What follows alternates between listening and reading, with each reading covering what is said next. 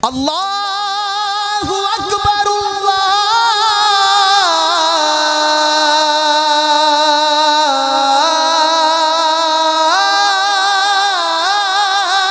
اکبر۔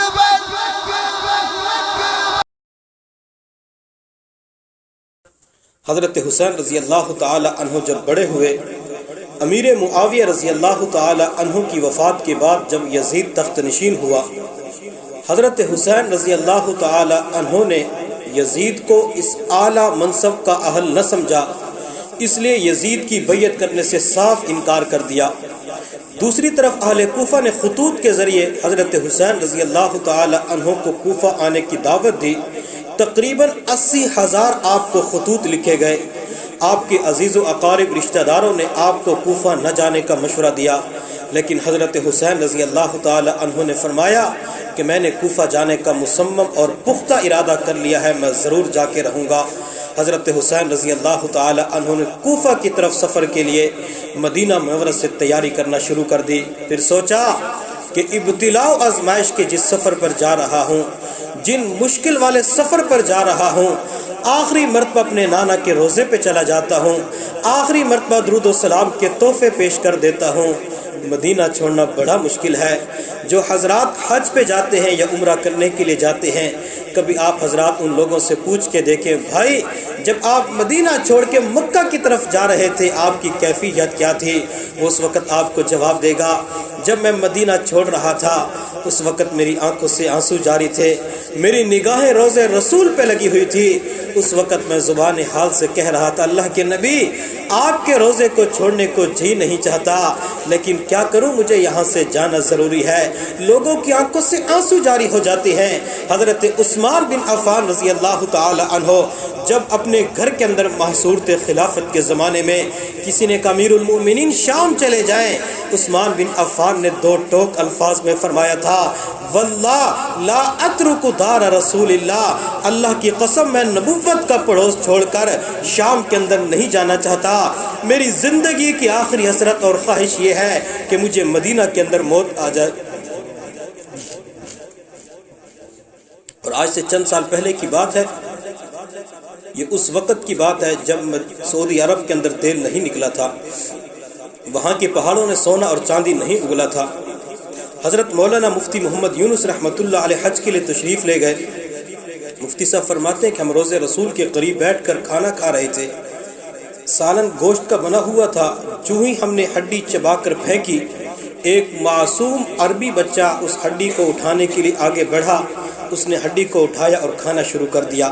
مفتی صاحب فرماتے بچے کو دیکھ کر میرا دل بہت دکھا، آنکھوں کے اندر آنسو آ گئے۔ میں نے بچے کو بلایا، بچے سے پوچھا بچہ تو کون ہے؟ اس بچے نے عربی زبان کے اندر جواب دیا، میں یتیم ہوں، میں یتیم مدینہ ہوں۔ مفتی صاحب فرماتے ہیں جب اس نے کہا میں یتیم مدینہ ہوں، میری آنکھوں سے اور آنسو جاری ہو گئے۔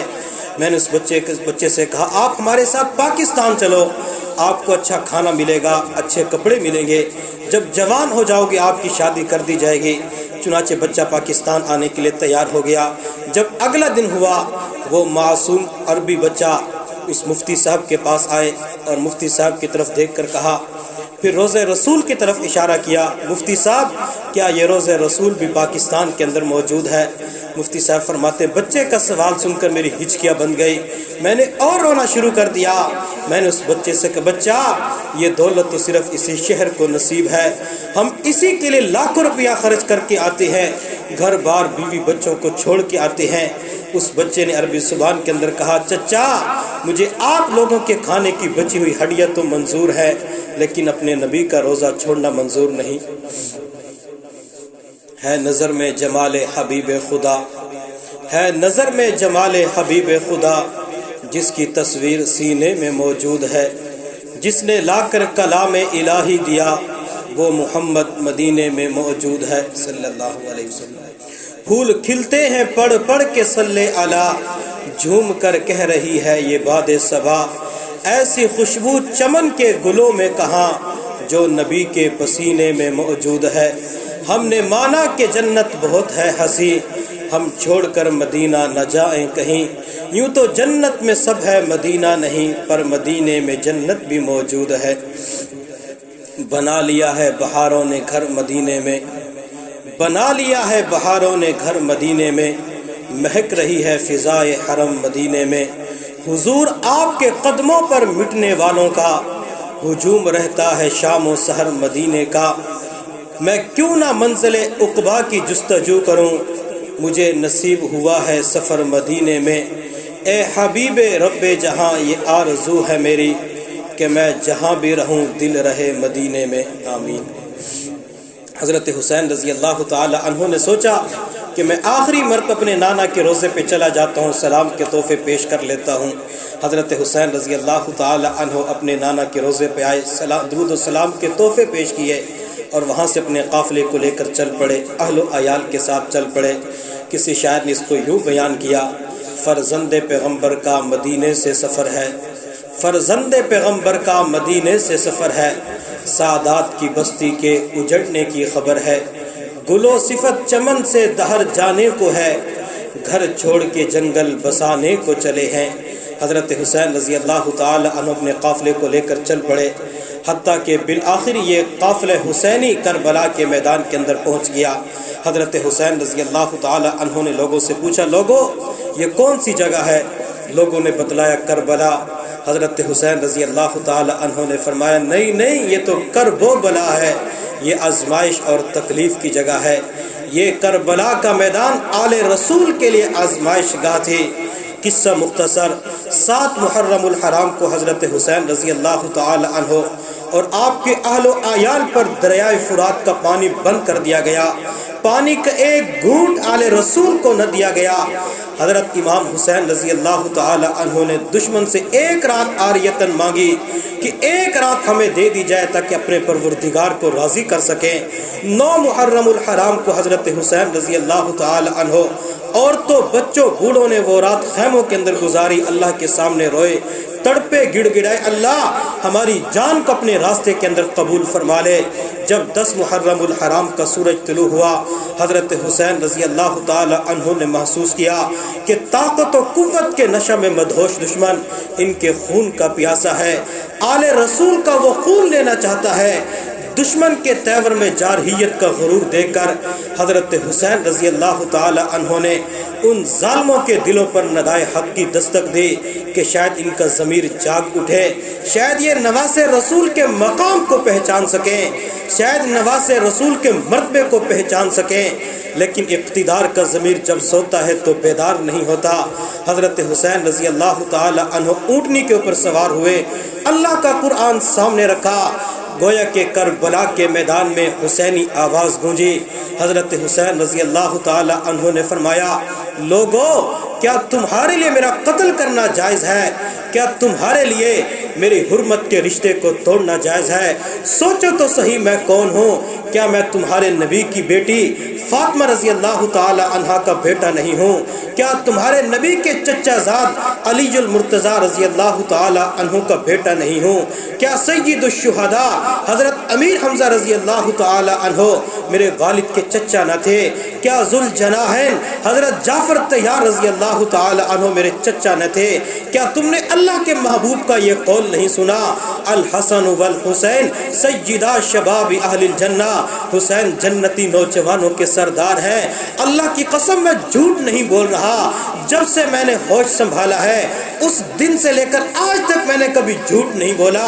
میں تمہارے سامنے سچ بات کہہ رہا ہوں، صداقت کی باتیں کر رہا ہوں۔ پھر حضرت حسین نے فرمایا: لوگوں اللہ کی قسم اٹھا کے کہتا ہوں، اس وقت پوری روئے زمین کے اوپر میرے سوا کسی نبی کا بیٹا موجود نہیں۔ میں تمہارے نبی کا بلا واسطہ نواسا ہوں۔ تم مجھے کیوں شہید کرنا چاہتے ہو؟ کیوں قتل کرنا چاہتے ہو؟ آخر بتلاؤ تو صحیح، کیا میں نے کسی کو قتل کیا ہے؟ میں نے کسی کا مال چھینا ہے یا میں مرتد ہو چکا ہوں؟ 3 باتوں کے اندر سے کوئی بات میرے اندر نہیں پائی جاتی۔ آخر بتلاؤ تو صحیح میرا قصور کیا ہے؟ میرا جرم کیا ہے؟ میرا ظلم کیا ہے؟ میری زیادتی کیا ہے؟ حضرت حسین رضی اللہ تعالی عنہ جن لوگوں کو خطبہ دے رہے تھے، علماء فرماتے ہیں اگر حضرت حسین رضی اللہ تعالی عنہ اپنی زندگی کا یہ آخری خطبہ، یہ پر تاثیر خطبہ پہاڑوں کو سناتے، شاید وہ بھی ریزہ ریزہ ہو کے بکھر جاتے۔ اگر زمین کو سناتے زمین بھی پھٹ جاتی، اگر بادلوں کو سناتے وہ اشکوں کی برسات بن کے زمین پہ ٹوٹ کے گر پڑتے، لیکن حضرت حسین کے سامنے جو قافلہ کھڑا ہوا تھا، شمر لعین ملعون کھڑا ہوا تھا، ان کے سینوں کے اندر دل نہیں تھے بلکہ پتھر تھے، پتھر سے زیادہ کوئی سخت چیز تھی۔ ان لوگوں نے کہا حسین آپ کی ایک بات ماننے کے لیے تیار نہیں۔ حضرت حسین رضی اللہ تعالی عنہ نے فرمایا تھا میں 3 باتیں پیش کرتا ہوں، یا تو مجھے یزید کے پاس جانے دیا جائے، اس سے بات چیت کر لیتا ہوں، یا اسلامی سرحد پہ جانے دیا جائے ورنہ واپس کر دیا جائے۔ آپ کی ایک بات کو قبول نہ کیا گیا۔ حضرت حسین رضی اللہ تعالی عنہ نے خطبے کو جاری رکھا۔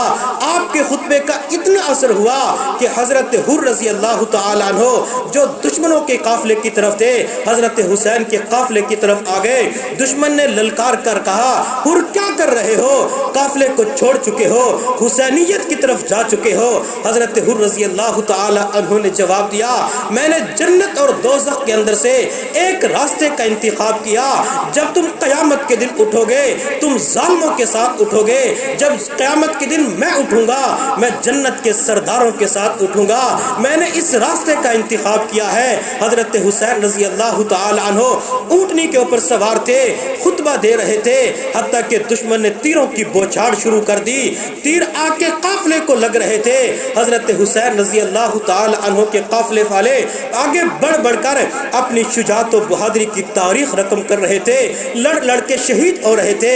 حضرت حسین رضی اللہ تعالی عنہ تنہ تنہا قافلے والوں کی لاشیں اٹھا رہے تھے، عورتوں کو صبر کی تلقین کر رہے تھے، عورتوں صبر کرنا صبر کرنا۔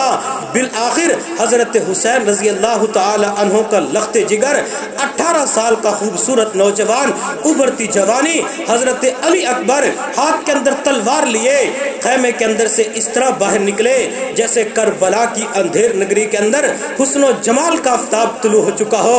حضرت علی اکبر کا چہرہ چاند کی طرح چمکتا تھا، دمکتا تھا، کیونکہ سید کا چہرہ تھا۔ سید خوبصورت ہوتا ہے، نورانی چہرہ ہوتا ہے، چہرے کے اوپر مسکراہٹ بھی ہوتی ہے۔ حضرت علی اکبر کی رگوں کے اندر فاطمہ کا خون تھا، ہاتھ کے اندر علی کی تلوار اٹھائے ہوئے تھے۔ حضرت علی اکبر نے دشمن کو للکارا دشمنوں سنبھل جاؤ، حسین کا لخت جگر آ رہا ہے، حسین کا بیٹا آ رہا ہے۔ حضرت علی اکبر دشمن کی صفوں کی طرف بڑھے، دشمن کی صفوں کو چیرتے ہوئے آگے نکلے، دشمنوں کو ایسے قتل کر رہے تھے جیسے مولی گاجر کو کاٹا جاتا ہے، دشمن کو کاٹ رہے تھے۔ جب شمر بدبخت نے دیکھا کہ حسین کا لخت جگر اتنی بہادری پیش کر رہا ہے، گھیرا تنگ کر دیا جائے، آپ کا گھیرا تنگ کر دیا گیا، حتیٰ کہ ایک کم بخت بدبخت نے پیچھے سے علی اکبر کو تلوار ماری، سر تن سے جدا ہو کے زمین پہ دور جا گرا۔ حضرت زینب دیکھ کے چیخ پڑی، تڑپ اٹھی۔ حضرت حسین نے دیکھا، حضرت حسین کی آنکھوں سے آنسو جاری ہو گئے۔ اولاد والو ذرا تصور کرنا، جس بوڑھے 60 سال کے سامنے اس کے جوان بیٹے کو شہید کر دیا گیا ہو، جس کا سر تن سے جدا کر دیا گیا ہو، جس کے بڑھاپے کے سہارے کو چھین لیا گیا ہو، جس کو بے دردی کے ساتھ شہید کر دیا گیا ہو، اس باپ کے دل پر کیا گزری ہوگی جس باپ کے سامنے 18 سال کا خوبصورت نوجوان شہید کر دیا گیا ہو۔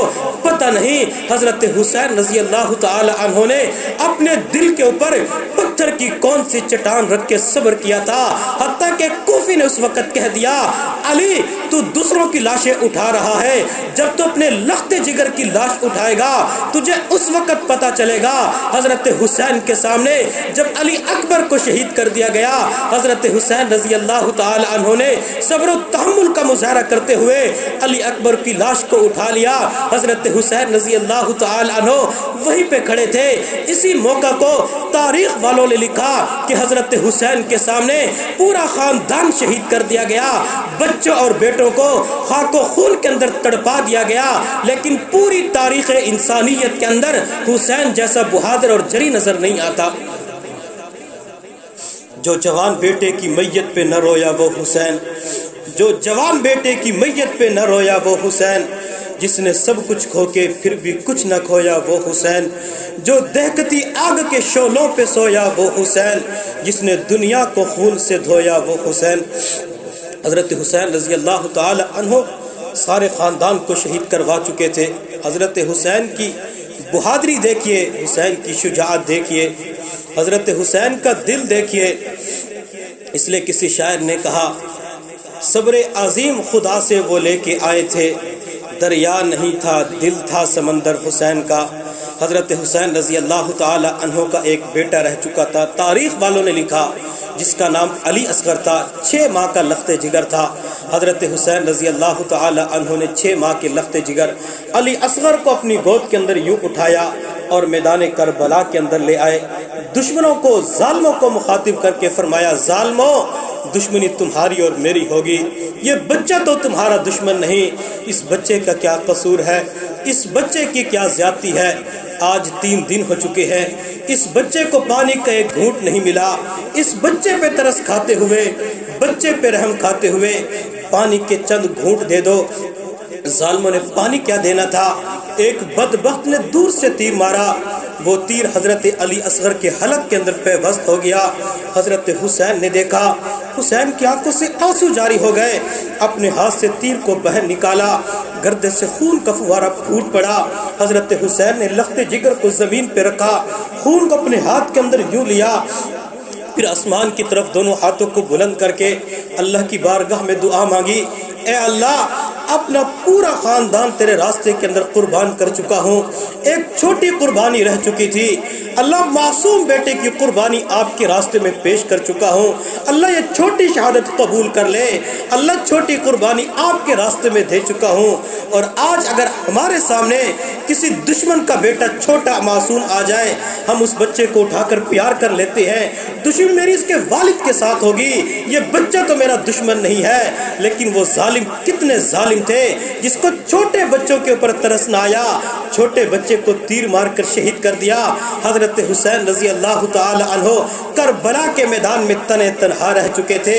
حضرت حسین نے تلوار اٹھائی، مقابلہ کرنا تھا، مقابلہ کرتے کرتے حضرت حسین دریائے فرات کے کنارے پہ آ گئے۔ تاریخ والوں نے لکھا حضرت حسین پانی کی طرف جا رہے تھے، تھوڑا سا پانی مل جائے، ایک بدبخت نے تیر مارا، حضرت حسین کے چہرے پہ لگا، حضرت حسین کی رضی اللہ تعالی عنہ کے چہرے سے خون جاری ہو گیا، حتیٰ کہ حضرت حسین رضی اللہ تعالی عنہ نے ڈٹ کر مقابلہ کرنا شروع کر دیا۔ یہ 3 دن کا بھوکا تھا، 3 دن کا پیاسا تھا، اپنے کنبے قبیلے کا خون پیش کر چکا تھا، شہادتیں دے چکا تھا، پھر بھی دلیری کے ساتھ مقابلہ کرتے رہے، جس طرف جاتے تھے دشمن کو پیچھے ہٹا دیتے۔ شمر لعین نے کہا گھیرا تنگ کر دیا جائے، مل کر مقابلہ کرتے ہیں، حتیٰ کہ وہ لوگ اکٹھے ہو کر آئے۔ بالآخر حضرت حسین رضی اللہ تعالی عنہ کو 10 محرم الحرام کو کربلا کے میدان کے اندر شہید کر دیا۔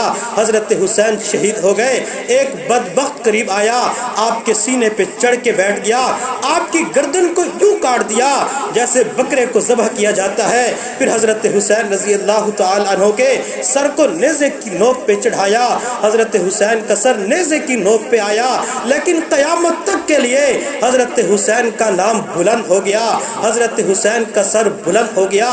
حضرت حسین رضی اللہ تعالی عنہ کا سر جب عبید اللہ ابن زیاد کے دربار میں لایا گیا، عبید اللہ ابن زیاد بدبخت کے سامنے جب وہ سر رکھا گیا، عبید اللہ ابن زیاد کے ہاتھ میں ایک چھڑی تھی، اس نے وہ چھڑی نعوذ باللہ حضرت حسین کے ہونٹوں پہ ماری، ہونٹوں کو یوں لگانا شروع کر دیا۔ صحابی رسول بیٹھے ہوئے تھے، کہنے لگے عبید اللہ ابن زیاد خدا کی قسم اپنی چھڑی کو یہاں سے اٹھا لے، میں نے اللہ کے نبی کو دیکھا ان ہونٹوں کا پیار کیا کرتے تھے۔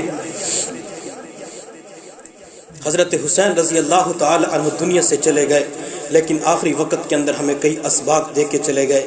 حضرت حسین رضی اللہ تعالی عنہ ہمیں یہ سبق دے کے گئے، لوگوں جب بھی تمہارے اوپر کوئی مصیبت آئے، پریشانی آئے، تو اس وقت صبر کرنا، ان اللہ مع الصابرین، بے شک اللہ تعالیٰ صبر کرنے والوں کے ساتھ ہے۔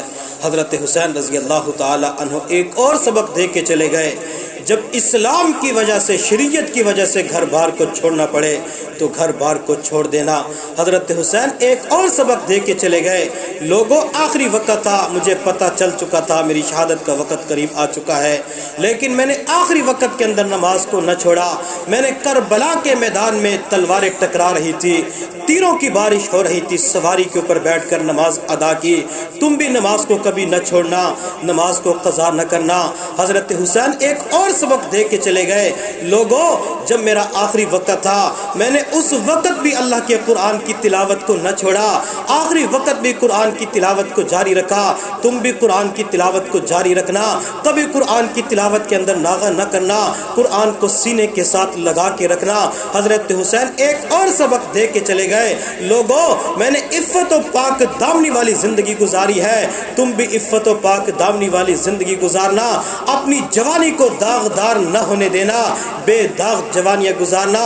حضرت حسین کئی اسباق دے کے چلے گئے۔ اللہ تعالی ہمیں حضرت حسین رضی اللہ تعالی عنہ کے دیے ہوئے اسباق کے اوپر عمل کرنے کی توفیق نصیب فرمائے۔ وآخر دعوانا ان الحمد للہ رب العالمین۔